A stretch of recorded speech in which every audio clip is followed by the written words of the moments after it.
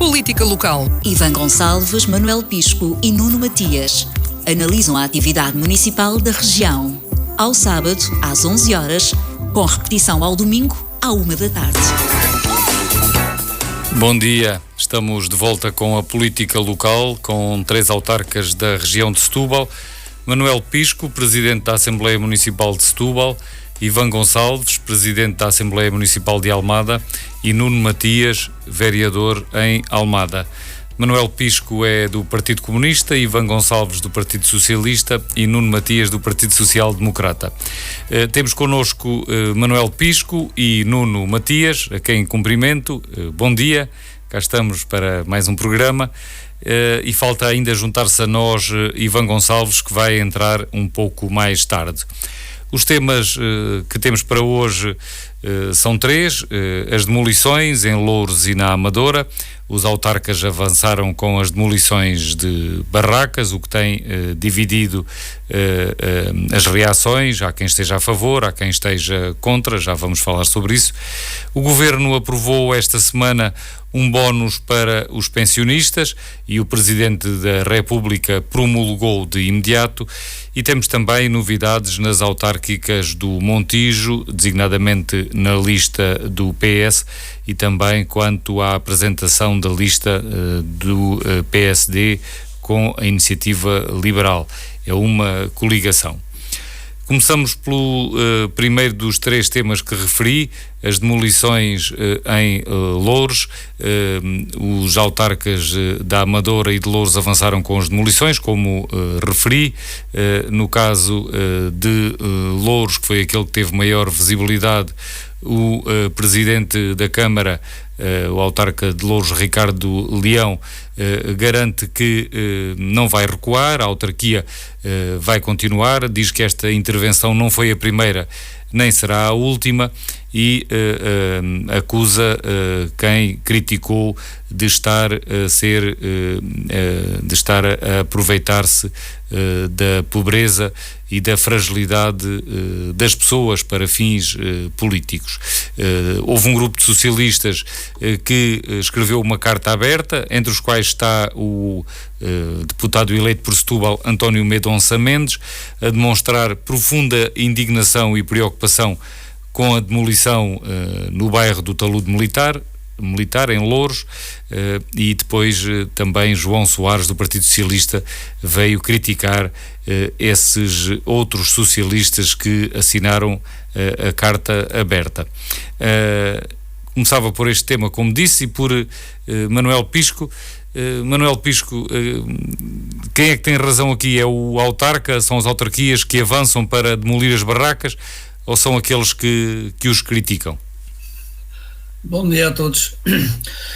Olha, acho que ninguém tem razão, mas acho que alguns têm responsabilidades e culpas e outros são as vítimas. E o que não se pode fazer é inverter os papéis, é fazer das vítimas os culpados e dos culpados e responsáveis pelas ações que discricionariamente determinam serem eles depois as vítimas do desacompanhamento e das culpas de tudo. A nossa Constituição diz que a habitação é um direito constitucional dos cidadãos e das famílias. É em abstrato, é claro, e nenhum dos governos, podemos dizer que nenhum dos governos desde o 25 de Abril, olhou para esse direito constitucional com olhos de ver, ou seja, como um princípio que tem que ser prosseguido por todos os governos. E não o têm feito. Mais em concreto, a Lei de Base da Habitação diz outra coisa, que o Estado é o garante do direito à habitação de todas as famílias, de todas as pessoas. E depois tem que implementar as políticas que levem nesse sentido. É o Estado que é o garante. E na Lei de Bases da Habitação define-se como princípio que a universalidade do direito a uma habitação condigna para todos os indivíduos e para as suas famílias. Esta é a obrigação de todo o aparelho do Estado. Quando dizemos Estado a nível central, incluindo aqui em sentido lato as autarquias locais também. Normalmente as autarquias, quando precisam de apoio do Estado, referem-se ao Estado como uma outra entidade e as autarquias como autónomas, mas estas duas leituras até jurídicas podem ser feitas. E aqui é o Estado, é a pessoa coletiva com todas as entidades da administração pública envolvidas. e compete a concretizar este direito. Quando alguém está em situação de impossibilidade material de não ter uma habitação, que é um caso que nós conhecemos de tantos imigrantes, não é? Como os portugueses também, nos anos 60 e 70, foram para os bidonvilles dos arredores de Paris e Lisboa, também estiveram, nós temos quase metade, o equivalente a metade da população portuguesa, 5 milhões de pessoas que estão imigradas ou já são descendentes de imigrantes, têm necessidade para poder, estão fora. E foi este trajeto que fizeram também. E não foram imediatamente para a França, para a Suíça, para o Luxemburgo, não foram alugar apartamentos imediatamente assim que lá chegaram. Foram viver como podiam, tal como estas pessoas que estão em Portugal agora vivem como podem. E ganhando ou levando para casa 500 ou 600 euros por mês, quando levam, e já não será mal muitos deles, com certeza que não têm dinheiro para pagar renda para um arrendamento especulativo, que esse não é crime. A especulação financeira que se está a fazer com a habitação, com a construção e com os arrendamentos e a venda de casas, a isso ninguém olha como crime, mas é um crime social. Isso é um crime social. Tem um impacto social que é criminoso e impede o acesso de uma grande massa de pessoas à habitação. Um autarca que vá a fazer aquilo que fez o autarca de Loures e que depois que anda a dar razão àqueles que nas redes sociais dizem que eles nunca deviam cá estar, e para a terra deles, é um ostracismo, é racismo. Isso é racismo. E este autarca de Loures, pelos vistos, anda a dar beijinhos e abraços nas redes sociais a apoiar as pessoas que dizem essas coisas. É preciso estar a demonstrar que os imigrantes são indispensáveis para a nossa economia e para a nossa, quem diz economia, diz depois também a coesão social dos portugueses, todos que já cá estavam. É absolutamente necessário, já sabemos que é. Este tipo de atitudes não tem justificação política, mas se é por razão política, as barracas lá estão há muito tempo, mas nós vamos ter eleições em outubro, para as autarquias. Se é por razões políticas que o autarca, o presidente daquele leão de Loures e o presidente da Amadora vão tentar fazer coisas que vão ao jeito da onda de radicalismo de direita do Chega, aí muito mal vai a política e os seus representantes. E parece que é isso que está a acontecer. As pessoas têm, de facto, direito a uma proteção, até no despejo, mesmo que seja do sítio onde moram, seja uma casa, seja uma barraca. E a lei tem que estabelecer condições que assegure aquilo que é muito claro. Diz a lei, o Estado, as regiões autónomas e as autarquias locais, cá está o Estado em sentido amplo, não podem promover o despejo administrativo de indivíduos ou famílias vulneráveis sem garantir previamente soluções de alojamento. É muito simples. Em Setúbal, lembramos ainda da última grande despejo de demolição de barracas, foi na Quinta da Parvoíce. Foram dali despejadas dezenas de famílias.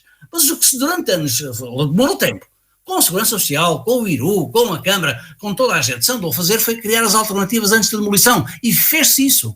E ainda há bem pouco tempo, a Câmara Municipal de Setúbal, na sequência destes despejos que já foram feitos há 2 ou 3 anos, teve que comprar casas. Gastou 4 milhões e tal deles para comprar casas para realizar as pessoas que estavam ainda em situação de arrendamento, que na altura o IRU garantia e depois passou a Câmara a garantir. Portanto, aqui em Setúbal, no Seixal, a mesma coisa, houve desalojamentos, houve demolição de barracas e garantiu-se aquilo que a lei prevê, a lei quadro da habitação, diz que previamente o Estado, e depois menciona os seus níveis, o Estado, regiões autónomas, autarquias, garantir previamente que o despejo administrativo dos indivíduos, das famílias, que deve ser garantido previamente. Mas o que o Manuel Pisco está a dizer, Manuel... E parece na Amadora, depois daquilo sossegou, não foi garantido. Agora vemos o Sr. Presidente vir atrás, tentar, mas as pessoas têm um apoio social. Ouvimos a Sra. Vereadora, julgo que era do Pluro da Habitação, a dizer que a Câmara dá um apoio, paga uma renda e uma calção e depois cada um vai à sua vida e procura. Essas pessoas estão numa situação de vulnerabilidade, isso é uma crueldade que não tem nenhuma justificação. As pessoas, aquele sítio não passa a ser, enfim, um terreno para residências de luxo de um momento para o outro. A Câmara de Loures fez mal o quê? A Câmara de Loures fez mal ao não não cumprir aquilo que a lei prevê, que é arranjar soluções previamente para depois dizer às pessoas, muito bem, a partir de agora há uma solução, é temporária, é provisória, pode ser, depois as pessoas têm que reforçar a sua condição quando podem, porque desta gente muitas pessoas estão em dependência. E com dependência de crianças, quer dizer, nós ficámos insensíveis ao ver as imagens da Palestina, A gente a viver em escombros? É isso? Nós não nos podemos tornar numa nação que fica insensível à desgraça alheia. Isto é completamente inadmissível e ilegal. Ilegal. Aquilo que a Câmara de Louros fez nestas condições, não é? Sem cuidar de soluções alternativas previamente à demolição, é ilegal. Contra isto não há grande alternativa. Se é motivado por razões de agrado a uma faixa eleitoral que os socialistas em Louros, ou lá o Presidente, acho que é o Presidente da Câmara, porque eu também já aqui quero ressalvar a dignidade que assumiram muitos dos socialistas ao fazerem tomar uma posição contra aquela atitude. Os próprios socialistas, boa parte dos socialistas e alguns que devem ter consideração no percurso político que têm, rebelaram-se contra aquela atitude. Tal é a flagrante injustiça e imoralidade desta ação. Não é assim que se resolve nenhum problema de habitação, não é assim que se resolve nenhum problema social, e é preciso que as políticas públicas do Estado, é o primeiro garante do direito à habitação, esse sim as concretize para que estas coisas... E depois há todas as outras coisas, há as limitações das entradas, os controles, há tudo isso, mas aqui não é disso que se trata, aqui é de...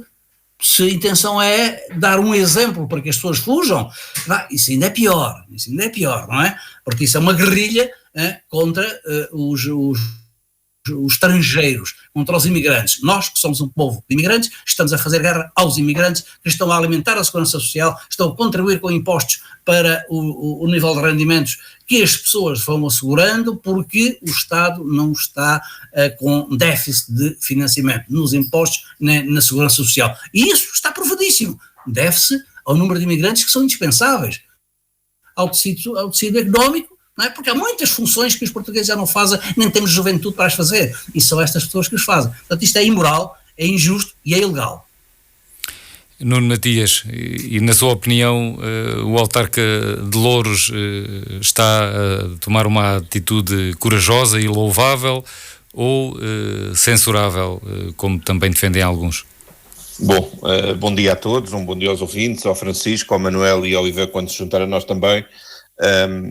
Eu acho que, mais do que estar aqui a louvar ou censurar, há que tentar, de uma vez por todas e com a cabeça fria e de forma racional, perceber que, em primeiro lugar, estamos a falar de pessoas humanas e, portanto, têm os seus problemas, passam a ser um problema social quando se colocam a viver numa situação destas absolutamente abjeta, sem condições higiênicas e de segurança, porque estamos a falar até do ponto de vista de segurança, aquilo que ali está em causa, porque as pessoas estão em habitações absolutamente precárias e mesmo com as crianças põem-nas elas em risco, e por isso aquilo que eu entendo desde há muitos anos é que as câmaras, seja elas quais forem e seja qual for a cor partidária que está na origem desse mesmo poder, devem ter uma estratégia de fiscalização dos territórios para garantir que estes espaços não nascem, em primeiro lugar, porque aquilo que eu critico ao Presidente da Câmara de Louros na sua intervenção é por, ao longo do processo, porventura não ter conduzido o processo como devia ser, porque, em primeiro lugar, estas barracas com estas condições absolutamente precárias nunca deviam ter crescido. Portanto, a primeira movimentação para este tipo de edificação devia-se imediatamente acabar com estes processos, porque, e eu concordo com o Manuel, naturalmente nós somos um país de imigrantes e que queremos acolher imigrantes, mas queremos acolhê-los com condições, queremos acolhê-los de forma a que tenham condições de vida adequadas para que possam providenciar para si e para os seus as condições adequadas para o seu dia-a-dia, com higiene, com segurança, com bem-estar, com emprego, com um sistema de segurança social, porque, e no caso da segurança social, nós sabemos que eles contribuem até para o avolumar do superávit que no presente pelo menos existe, e eles contribuem de forma decisiva, e portanto este movimento, o Manuel está com o... Ok, já não se ouve o feedback. Eles contribuem de forma positiva para a sociedade, mas têm que ter uma resposta de habitação adequada e, portanto, quando pretendem imigrar, devem tentar enquadrar-se com alguém que cá esteja e os vai receber de forma positiva e adequada para que não se coloquem neste posicionamento. Porque depois também temos que fazer aqui uma abordagem absolutamente racional e equilibrada, porque em Portugal ou em qualquer país do mundo, nós, por muito que nós gostemos de um princípio lírico da Constituição, que a habitação é um direito, nós sabemos que é impossível o Estado dar uma resposta de forma absoluta ao cumprimento desse direito. E, portanto, o que é que o Estado vai fazer? Vai dar casas a cada um dos cidadãos? Vai dar casas a todo e qualquer imigrante que quer, com legítimo direito, vir trabalhar para Portugal e encontrar uma solução profissional, e por isso, a partir do momento que venha para Portugal, temos que lhe dar uma casa? Nós não temos essa capacidade de financiamento e podemos sonhar com a utopia, mas depois batemos na parede da realidade e percebemos que isso não é possível. E, portanto, aquilo que temos que encontrar são respostas, em primeiro lugar, adequadas de acolhimento. Depois temos que encontrar uma resposta fundamental de fiscalização do território para garantir que este tipo de movimentos não se multiplicam, porque nós vemos que já aconteceu movimentos organizados para criar este tipo de espaços, para depois se organizarem a seguir, para vir pedir às autarquias habitações sociais. E, portanto, isto não é uma crítica às pessoas, elas procuram organizar a sua vida para tentar encontrar soluções, e passam a ser um problema social naturalmente para as autarquias e para o Governo Central, a que importa dar resposta. E essa pode ser a crítica que eu faço à Câmara de Loures pelo facto de não ter a consciência de que, a partir do momento que já estão as pessoas lá a viver, passaram a ser um problema social e, portanto, tem que ser conduzido com outro tipo de princípios de humanidade e equilíbrio, e não é só chegar lá e mandar abaixo as barracas sem ter um mínimo de enquadramento social e de apoio para uma solução. E por isso é que eu acho e defendo há muitos anos que o problema está a montante e tem que haver aqui uma estratégia a montante de organização social, de organização... Nuno Matias, mas também precisamente nesse âmbito o autarca de Loures pediu uma reunião com o primeiro-ministro Luís Montenegro, precisamente por considerar que se trata de um problema que não é apenas do município, e até agora não obteve resposta. Francisco, pois, eu não sou o Luís Montenegro, não sou o primeiro-ministro, portanto não sei porque é que não teve resposta, ou se vai ter ou não vai ter, não faço ideia. Agora sei que naturalmente é um problema do Estado, seja a nível central, seja a nível local. Eu não acho que o problema passe a ser apenas da Câmara de Loures, apenas por lá ter aquele bairro, da mesma forma que em Almada também temos bairros desses, e portanto a verdade é que tem que haver aqui uma estratégia conjunta que se demonstre claro o que é admissível, porque naturalmente não é admissível depois estar uma barraca com crianças, com famílias, que encontraram ali uma solução mesmo que transitória, ou no sentido de tentar depois pedir uma habitação social, e a resposta primeira seja deitar abaixo. Essa não é a visão humanista de quem quer encontrar uma solução para as pessoas, independentemente se são portugueses ou se são de origem de países de língua portuguesa ou outro qualquer, merecem-nos igual respeito, e portanto nós temos que ter uma estratégia que não chegue ao ponto de haver decisões que ponham em causa a vida humana ou que ponham em causa a dignidade dessa vida humana, porque isso a mim choca-me ver as imagens, como eu vi também.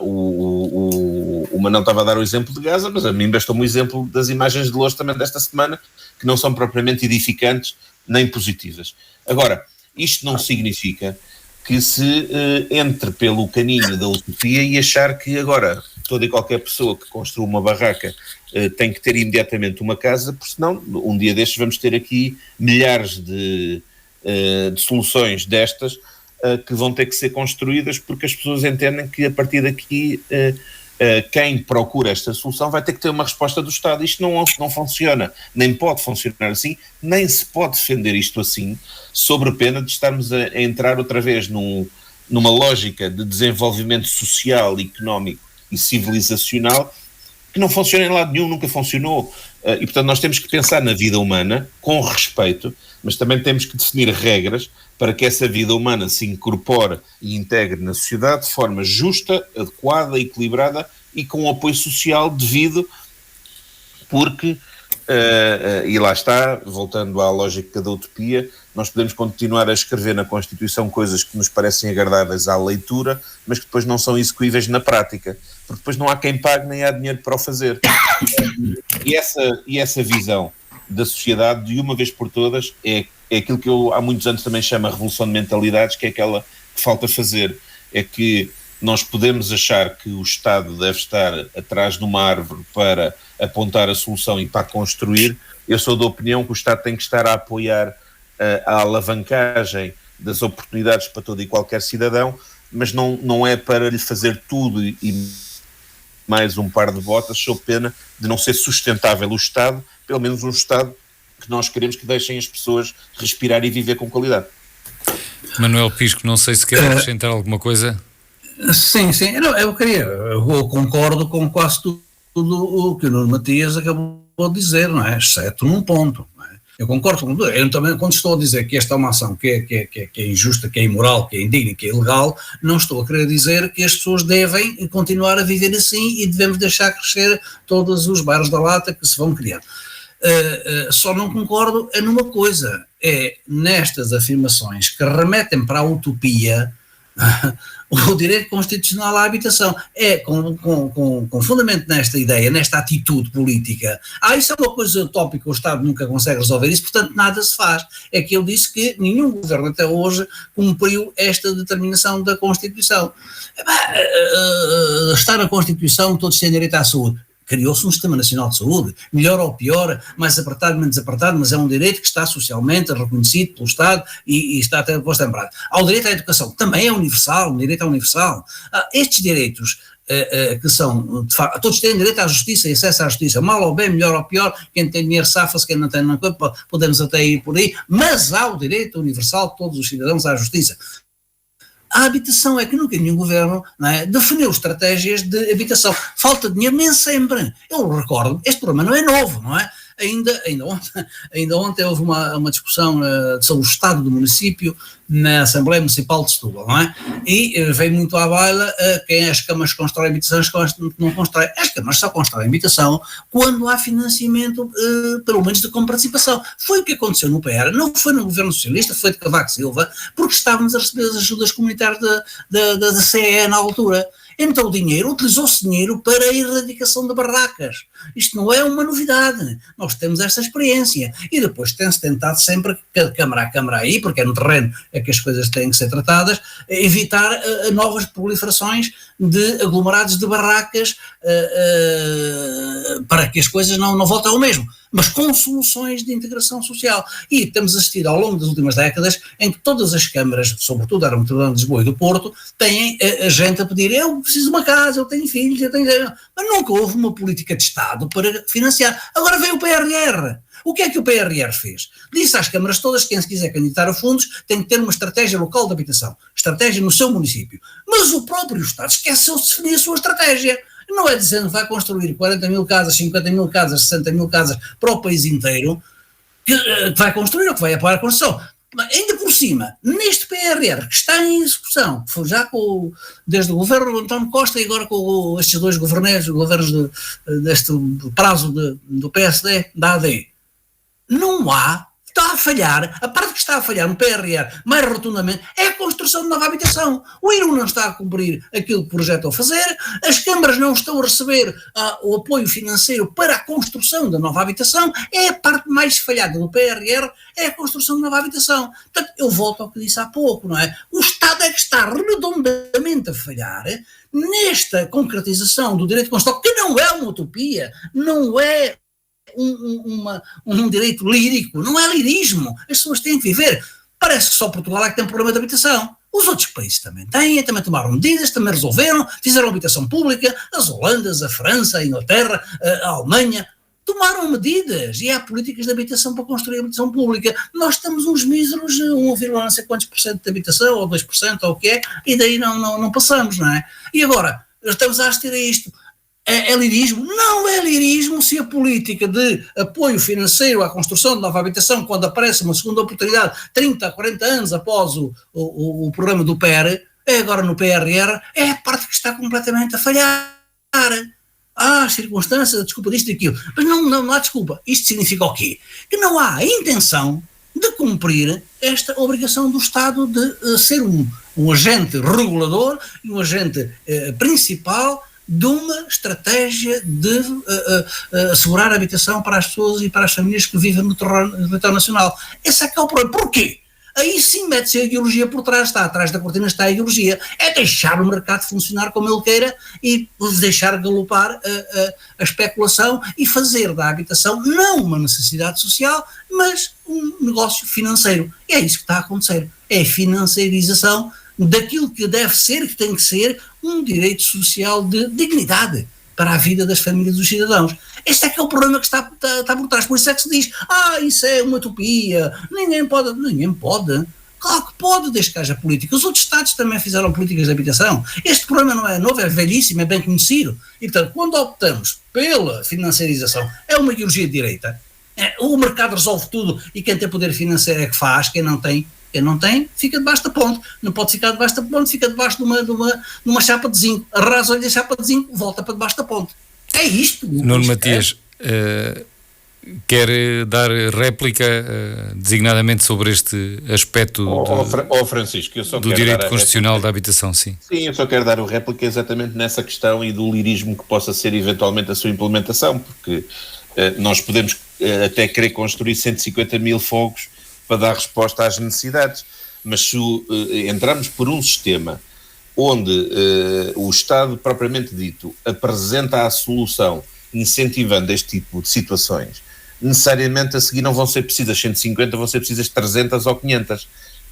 E, portanto, nós temos que perceber que há aqui uma lógica de integração que tem que ter a montante regras e que tem que ter aqui a montante um princípio de intervenção no território que não permite este tipo de comportamentos, até porque, em alguns casos, há organização para tentar depois a seguir ir solicitar o apoio social.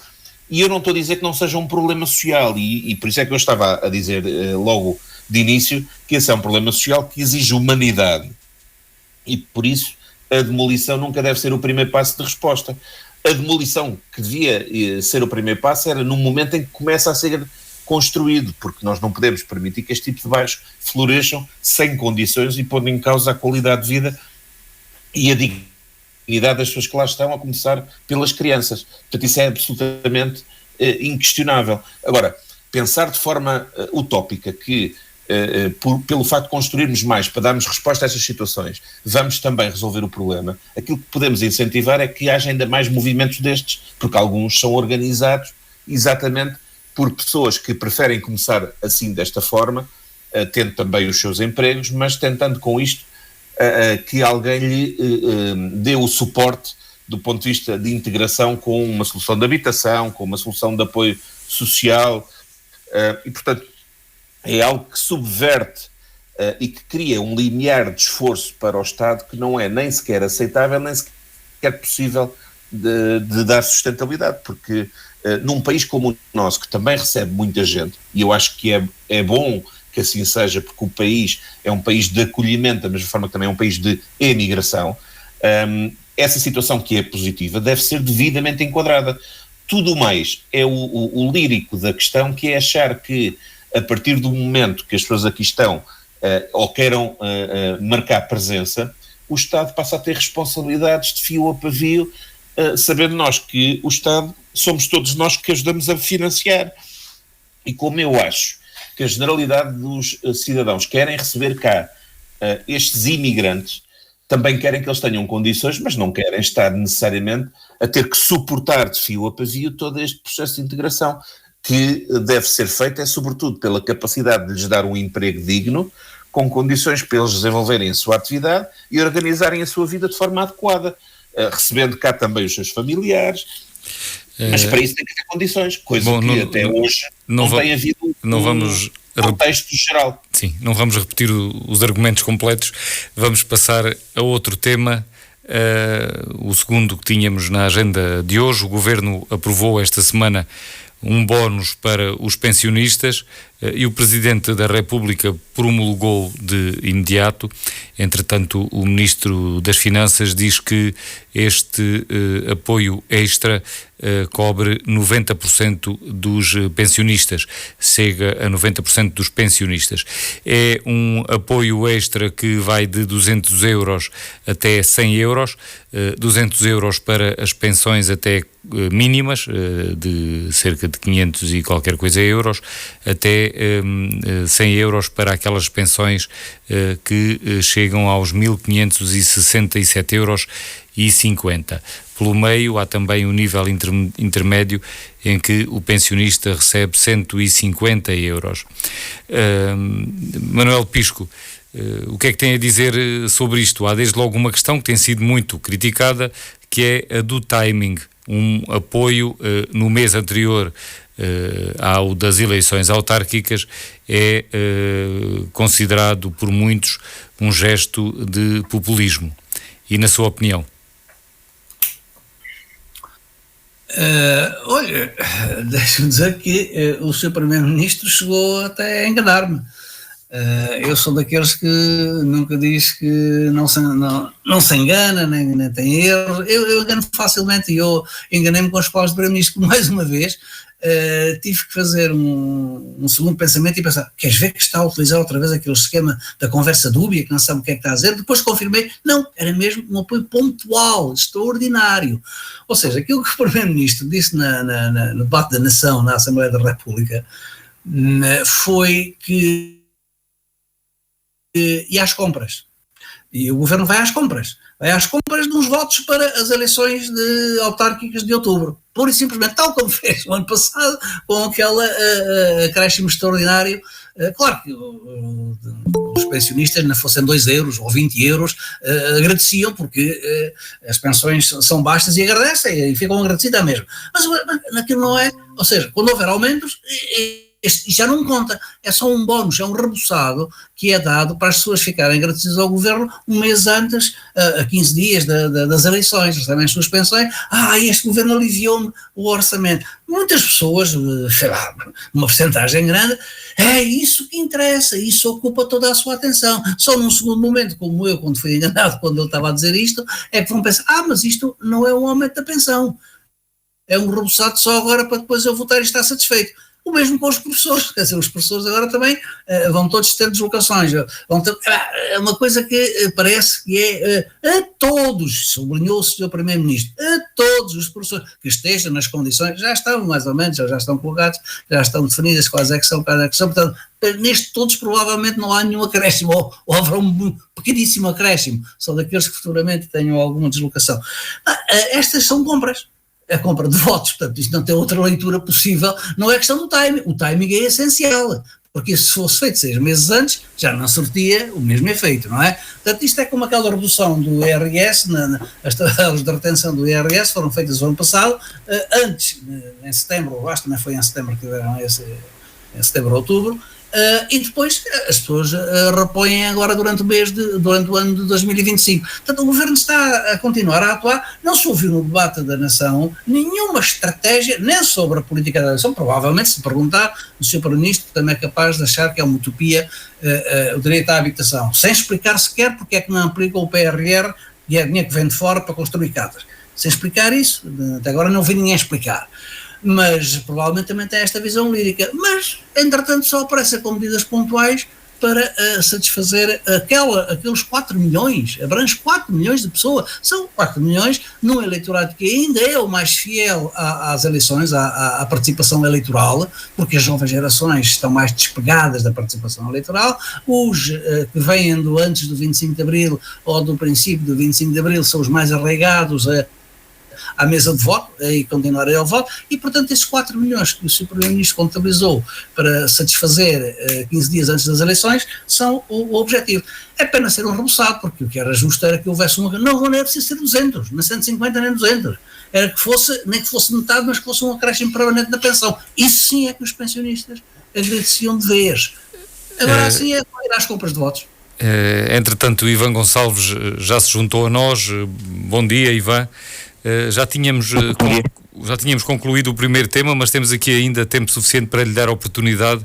Eu ia-lhe pedir para depois falar deste bónus extraordinário, já é uma redundância, deste apoio extraordinário às pensões, mas primeiro perguntava-lhe no que diz respeito à demolição de barracas na Amadora e em Louros.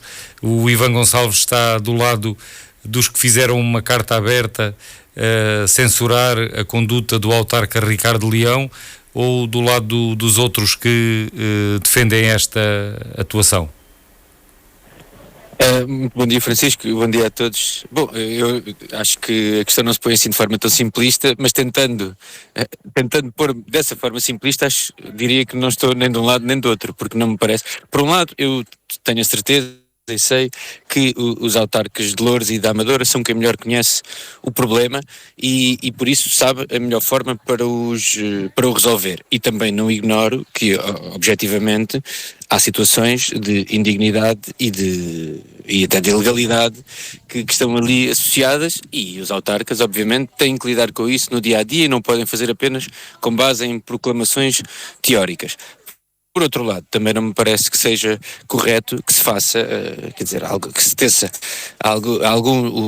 que a forma como isso seja feito de uma forma que não tenha em conta as situações de vida daquelas pessoas, sem dar uma retaguarda, sem dar a capacidade de ter uma alternativa e sem que a Câmara Municipal assegure que ninguém fica a dormir ao relento, obviamente. Isso é uma questão de dignidade e, portanto, diria que nestas questões o que é preciso é muito bom senso, é preciso muita empatia, mas também é preciso, obviamente, fazer a lei, fazer cumprir a lei, até porque sabemos que muitas vezes, associada a estes comportamentos, ou melhor, quando as instituições são demasiado permissivas com certo tipo de comportamento, existe um efeito de alastramento, e nós, em Almada, sabemos-lo bem.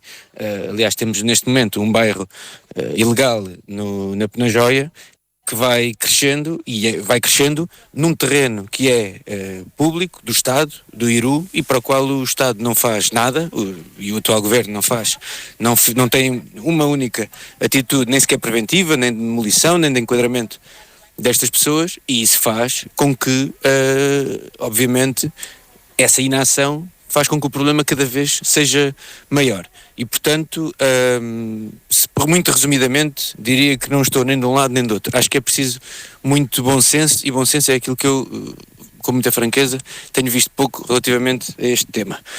Mas relativamente à questão das pensões, também dizer também o seguinte: obviamente, aquilo que nós devíamos estar a discutir neste momento era o aumento estrutural dos rendimentos dos portugueses, quer dos mais velhos, quer dos mais jovens, dos trabalhadores, das pessoas que são ativas, e para isso eu não vejo estratégia nenhuma por parte do governo, porque nós temos que, para aumentar os rendimentos dos portugueses, necessariamente será preciso ter uma economia mais dinâmica, gerar emprego mais bem pago, e a verdade é que este governo está em funções há mais de um ano. Aquilo que se limita é a atribuir ao anterior governo as culpas pelos seus inconseguimentos. Nós não vemos uma estratégia eficaz para a área da saúde, não vemos uma estratégia eficaz para a área da habitação, mas também não vemos uma estratégia eficaz para o aumento dos rendimentos dos portugueses, ou para a promoção económica, que necessariamente vem a montante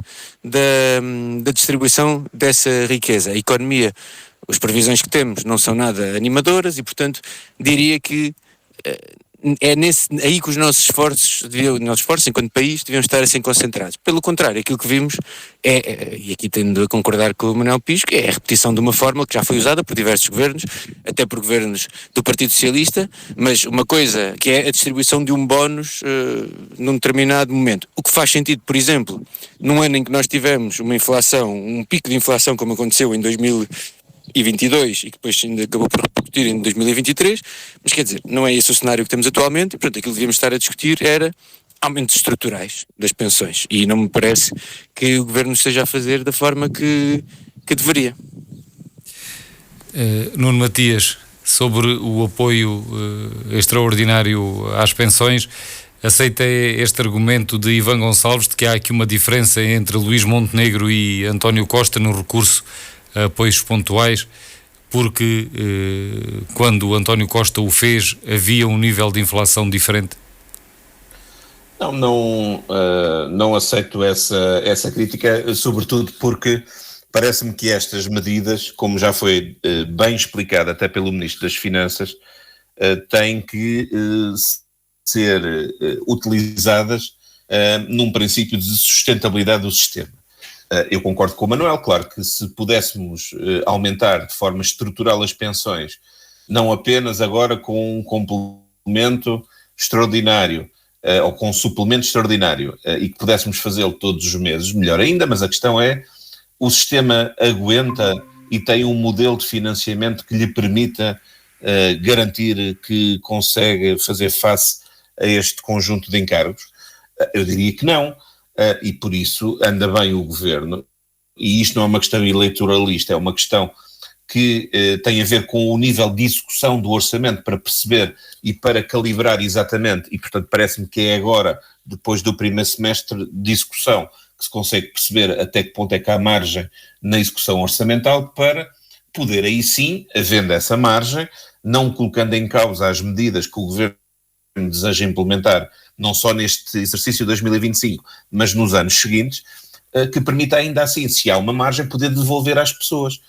E aliás, também não concordo com o Ivan quando diz que este governo não tem procurado devolver às pessoas essa alavancagem do lado do rendimento, porque este governo continua, e ainda agora voltou a fazer a proposta de voltar a descer o IRS, descer também o IRC para com isso poder dar maior capacidade às empresas para investir e para criar valor, porque é isso que cria fatores de sustentabilidade para que depois o Estado possa receber, não por receber mais impostos de cada pessoa, mas por receber globalmente mais impostos, porque há mais atividade económica, mais consumo, mais poupança, mais investimento. E portanto isso é que faz sentido. E por isso, ponto número 1, anda bem o Governo em fazer agora esta intervenção, porque se percebeu que a execução orçamental está um pouco melhor do que seria previsível e há espaço para fazer como no ano passado, e esperemos que nos anos seguintes o possa fazer também, para dar algum conforto a quem tem pensões mais baixas. E portanto anda bem. É agora, porque necessariamente o Governo, seja este, seja qual for, tinha que perceber como é que está a execução orçamental. Não faz sentido fazer uma medida sem perceber se ao longo do primeiro semestre do ano houve ou não capacidade de gerar excedentes orçamentais que permitam ter aqui margem e flexibilidade orçamental, seja para investir noutras áreas, seja neste caso para dar um pouco de mais conforto, neste caso do rendimento, a pensionistas que têm valores mais baixos. Isto é positivo para o cidadão e com isto pode gerar um efeito eleitoral mais positivo. Bom, eu admito que em teoria até pode, naturalmente, porque é uma medida positiva que certamente o pensionista que vai receber não vai ficar desagradado. Agora, o racional da decisão, do timing e da oportunidade eu acho que é evidente e não tem a ver com as eleições, tem a ver com o racional da decisão. Aquilo que era importante era que todos nós, enquanto país, conseguíssemos era alavancar a possibilidade de gerar maiores razões de sustentabilidade para, em linha com aquilo que o Manuel estava a sugerir e que eu concordo, pudesse com sustentabilidade aumentar as pensões de forma mais estrutural e que não fosse apenas de vez em quando com estes suplementos, mas sim com aumentos mais robustos. Mas para isso tem que haver sustentabilidade. Não podemos fazer, como aconteceu em 2009 com José Sócrates, aumentar num ano para fazer cortes no ano seguinte. Isso não é sustentabilidade, porque em 2009 havia eleições, não há dúvida, mas em 2010 depois teve que se cortar aquilo que se tinha dado no ano anterior. Eu acho que anda bem o governo ao ser prudente e ao ser equilibrado na abordagem, não deixando de ter sensibilidade para dar, neste caso, aos pensionistas que têm níveis mais baixos de rendimento para melhorar a sua capacidade de fazer face às suas despesas do dia-a-dia. Passemos então agora ao terceiro tema de hoje, as autárquicas e em concreto no Concelho do Montijo, onde há desenvolvimentos desta semana. O Partido Social Democrata em coligação com a Iniciativa Liberal, numa coligação designada Montijo Merece Mais, apresentou ontem o cabeça de lista, Pedro Vieira, depois da polémica da substituição por ter abandonado o cabeça de lista do ano das eleições anteriores, João Afonso, em ruptura com o partido. Pedro Vieira é então o cabeça de lista desta coligação do PSD com a Iniciativa Liberal.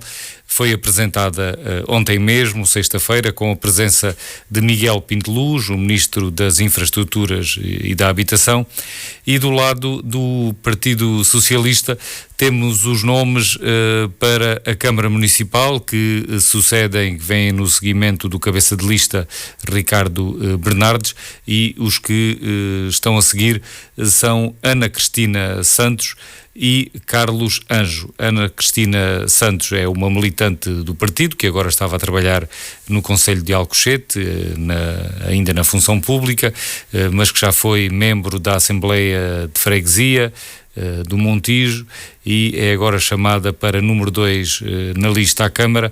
E depois temos como número 3 Carlos Anjos, inspetor da Polícia Judiciária, que é também comentador na CMTV e que surge assim como, enquanto independente, como número 3 na lista socialista. Estes nomes foram adiantados pelo jornal O Setubalense, ainda antes de terem sido divulgados oficialmente pelo partido. Eu começava por Ivan Gonçalves. Sobre esta lista, sobre estes nomes, Ivan Gonçalves acha que realmente dão qualidade e força eleitoral à lista socialista, e o que é que acha relativamente ao PSD com estes desenvolvimentos desta semana no Montijo? Que desfecho é que espera para estas autárquicas neste Concelho ribeirinho? Começava pela lista do Partido Socialista. Eu acho que é uma lista de evidente renovação, ou seja, o Partido Socialista está no poder no Montijo há mais de 20 anos, já teve dois presidentes de Câmara, primeiro Maria Amélia Antunes e depois o Nuno Canta, e agora apresenta-se com um novo candidato e claramente para ter um projeto diferente, rejuvenescido, renovado, e, portanto acho normal que as escolhas também sejam feitas que tenham este enquadramento. Acho que há um esforço por ir buscar protagonistas que não se cinjam aos protagonistas da esfera partidária, ou seja, há também uma tentativa de alargamento àquilo que habitualmente costumamos designar como a sociedade civil, no contexto do Montijo e num contexto de um projeto que já tem quase 3 décadas. Acho que também fará sentido, e isso também aliado a alguma juventude do Ricardo Bernardes, que não é juventude relativa, mas tem menos de 40 anos, portanto para o candidato a Presidente de Câmara diria que é relativamente jovem. Acho que são boas notícias. Agora, necessariamente é um desafio, porque quem está no poder há tanto tempo como o Partido Socialista é confrontado também com aquilo que conseguiu fazer de bem, mas com aquilo que ainda não conseguiu fazer estando no poder, sendo certo que este projeto tem, como eu já disse, este fator de renovação. Relativamente à candidatura do PSD, eu diria, o PSD, se nós olhássemos para esta eleição há 1 ano, 2 anos atrás, independentemente dos protagonistas, mas dir-se-ia que o PSD, enquanto principal partido da oposição, partiria numa posição muito favorável, porque é uma mudança de ciclo do Presidente de Câmara, porque existe uma governação já com algumas décadas, como já referi, e portanto seria a principal força candidata a ocupar o lugar de novo. Acho que a forma como o processo foi conduzido não é assim que o vejo desta forma, e depois há a emergência também do Chega. O Chega venceu nas eleições legislativas, nós não sabemos no Montijo, não sabemos como é que isso se traduzirá nas eleições autárquicas, mas acho que a forma como o processo foi conduzido do lado do PSD, com avanços e recuos, com um candidato que depois acabou por não o ser. O surgimento de uma terceira força pode, obviamente, poder disputar estas eleições, pode ter legítimas ambições de disputar estas eleições, e depois ainda a existência de uma quarta força neste caso de um candidato independente, presidente de uma junta de freguesia, a somar ainda à CDU, que sendo nas últimas eleições tinha ficado em terceiro lugar, mas ainda assim tem uma forte tradição no nosso distrito, acho que faz com que estas eleições sejam, obviamente, umas eleições com um resultado inesperado. Ainda assim, até tendo a achar que esta multipolaridade provavelmente até beneficia o Partido Socialista, porque sendo quem está no poder, tem necessariamente consegue capitalizar vantagem, algum sim, desse trabalho. Sim, diria que sim, embora, enfim, a realidade diária do Montijo eu também conheço-a com uma certa distância, como qualquer um de nós aqui a esta mesa. Nenhum de nós vive no Montijo e muitas vezes há questões que nos vão falhando nestas análises, mas diria que as eleições estão em aberto. Basicamente acho que é isso que me parece, e acho que o Partido Socialista, depois daquela fase inicial até de disputa interna e depois de algum reequilíbrio, está a fazer uma candidatura que me parece que pode sair vencedora. Nuno Matias, pedia-lhe também a sua análise a estas novas informações sobre as autárquicas no Montijo. Não sei se teve ontem na apresentação do cabeça de lista à Câmara, de Pedro Vieira. Não tive a oportunidade de estar.